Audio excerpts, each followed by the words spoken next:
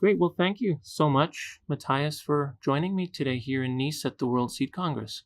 You bet. Pleasure to be here. It's a big week for Corteva Agriscience as you became a standalone company on June 1st. It's also a big week for the international seed industry as we are here in Nice, France for the International Seed Federation's World Seed Congress. Before we talk about Corteva, I'd like to talk about you for a minute. You're the Director of Open Innovation, Technology Acquisition, and Licensing for Corteva. It's actually your first time here at the World Seed Congress. Why did you decide to attend this year? Yeah, it's a good question. I think this year is particularly interesting because, of course, we're launching a new company.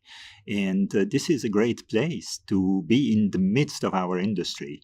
And I think it's very significant to be here, particularly also within the European context. For us, it's a great opportunity to make connections and to actually talk about our open innovation platform.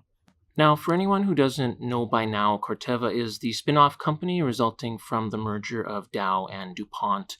You had quite a long history with DuPont Pioneer, about 13 years to be exact. How does it feel for you to be part of a new company like Corteva, especially when so much attention is being paid to it like we're seeing right now here in Nice? Yeah, so it's been a fantastic journey, actually. The entire merge a couple of years ago, and then working towards this spin-off, which we're executing right now. Before being with DuPont Pioneer and now Corteva, I was with startup companies. And so I've seen how startup companies go through the build phase, then they go IPO, then perhaps they have a division that gets spun off and so on and so forth. Actually, that's how I made it to DuPont Pioneer. It was through an acquisition of a spin-off. And today at Corteva, we have a bit of the same feel. It's very exciting. There's a lot of energy. People work hard. And what's perhaps different here is it's a huge spin-off. It's a lot of people. It's also a very deep pipeline of products, both in crop protection and in seeds. And so these are the products that can make a difference in the world. So it feels very exciting to be part of this. You mentioned that Corteva possesses the energy of a startup, a new company. What kind of energy do you feel at Corteva, and how does that help drive the work that you're doing? So Corteva was founded really around innovation. And I think that's this focus on innovation in order to develop great products that galvanizes everybody in the company. That's sort of which provides us the energy. And, it's a company that's really founded from the start around innovation. The mother companies, all the way back to 1926, when the hybrid corn company was founded by Henry Wallace. It was founded around innovation because at the time it was to bring a new innovation, hybrid seed, to farmers in the Midwest. And since then, there's been many, many more innovations. And I think this entire focus on innovation is really what galvanizes everybody. It's a company of scientists. This week here in Nice, today, in fact, you're holding an open innovation forum here at the World Seed Congress. For you, what is open innovation and why is it important for Corteva?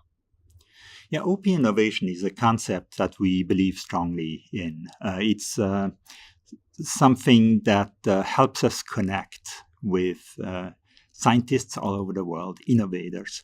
A couple of years ago, we put together a open innovation portal, which is really a point of entry for innovators all over the world to come and connect with us.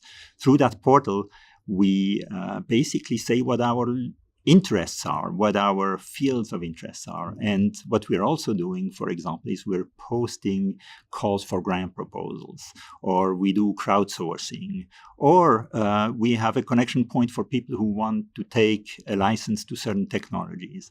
And so open innovation is a way for us to exchange, to enter into these collaborations, to make available our technologies to those collaborations in order to innovate faster. Early on, we realized that we cannot innovate alone, right? The global scientist community is much better than your own scientists, even if our scientists are very good. So that's our concept of open innovation. You mentioned crowdsourcing. You have a really cool story to tell around that. Can you tell that to our audience? Yeah, so I mean, we've done this for a little while now, but one example that I can give, which perhaps resonates, is, as a company that is involved like us in breeding, we generate a tremendous amount of data. So we have to deal with big data, and sometimes that's very labor intensive. It takes a lot of people to painstakingly go through that data. So a little while ago, one of our scientists decided to automate the process of analyzing the data. And so he elaborated an algorithm which took care of this processing. Unfortunately, the algorithm had about an 80% success rate, which really wasn't good enough. And what occurred to him is that perhaps he could use the crowd to try to improve upon his algorithm. And so we posted a challenge in collaboration with Innocentive, which is a crowdsourcing organization. And in a matter of 2 months, we got an algorithm which got us to about 99% of success. So that's been just a beautiful example how data scientists all over the world can participate and help in solving some of our problems. What's next? Can you give us a sneak peek at where this concept of open innovation is going to lead Corteva, and what are you going to show people here at the World Seed Congress this week?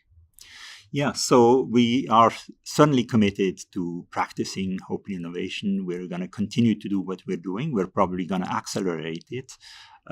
Here at the World Seed Congress, we actually just launched a new call for proposals, which just came out.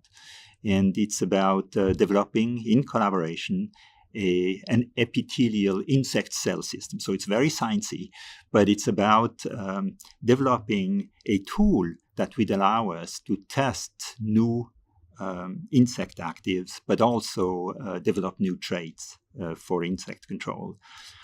As we move forward, there will be more crowdsourcing. There will be more calls for proposals. Actually, the next few crowdsourcing events that are going to be happening are going to be in the crop protection field. Really to enhance our ability to develop natural products that act as insect protectants, or basically the new wave of crop protectants. And so that's what's going to come next. Stay tuned. Looking forward to it. Thanks so much for your time. Thank you.